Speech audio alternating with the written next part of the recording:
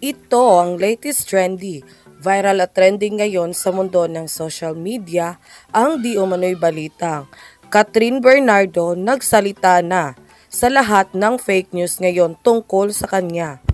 Ito ang mainit na balitang pinuputakti ngayon ng samot-saring komento mula sa marami sa ating mga kababayang Pilipino. At marami nga sa kanila ngayon ang hindi napigilan ang kanilang sarili na maglabas ng kanilang hinaing at komento sa mundo ng social media. Pero bago ang lahat mga ka-trendy, kung hindi pa kayo nakapag-subscribe sa aking channel, please click subscribe and hit the notification bell para lagi kang updated sa latest trending ng balita i-upload namin. At yun na nga, viral at trending ngayon sa mundo ng social media ang di umano'y balitang kaliwat kanan pa rin hanggang ngayon ang mga balita, fake news at paggamit sa pangalan ang nag-iisang superstar na si Catherine Bernardo kung saan saang channel, balita, kolumnista at mga chismoso at chismosa nating makikita ang pangalan ni Catherine Bernardo na kung saan idinawit ang pangalan nito sa mga walang katotohanang mga balita. Sinasabi na may bago na raw di umano itong boyfriend ngayon. Kesyo, nagbalikan raw umano sa kanyang ex. Kesyo, may binabasted at iba pa. Pero ang lahat ng yan ay pawang gawang-gawang kwento lamang at walang katotohanan. Kaya naman sa kabila ng mga fake news at sa kabila ng babala ni Mami Mina na huwag maniniwala sa mga fake news na kumakalat ngayon, ay gumagawa na nga ng aksyon si Catherine at nagsalita na ito. Sa pamamagitan ng kanyang post sa kanyang bio, ayon kay Catherine, "Think less, live more." Yan ang maikli pero makahulugang sagot ni Catherine sa lahat ng mga fake news patungkol sa kanya. Hindi niya iisipin o papansinin ang mga fake news tungkol sa kanya.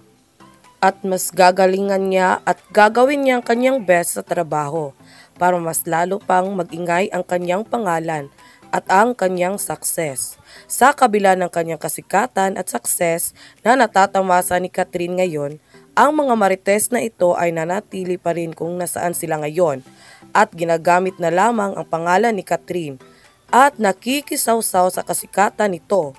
Kahit pa gumagawa sila ng mga fake news, samantala si Alden naman ay madalas ay nag-share ng kanyang Instagram story ng mga prayers at patuloy na ini-encourage ang sarili na i-guide siya ni Lord sa kanyang path.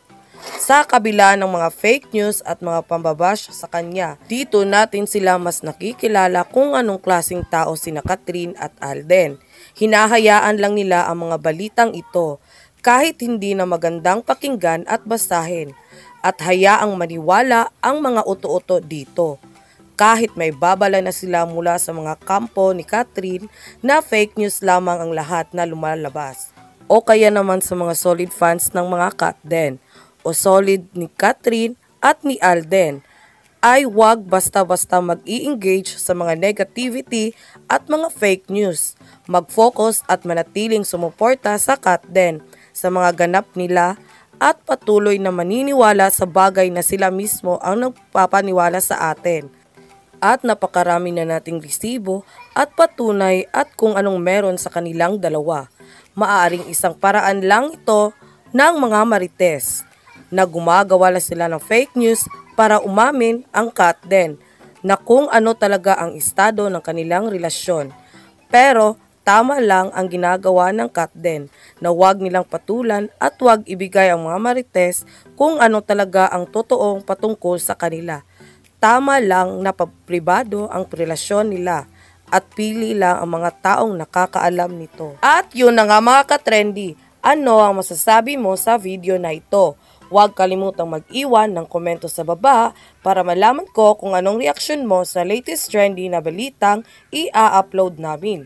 Maraming salamat po!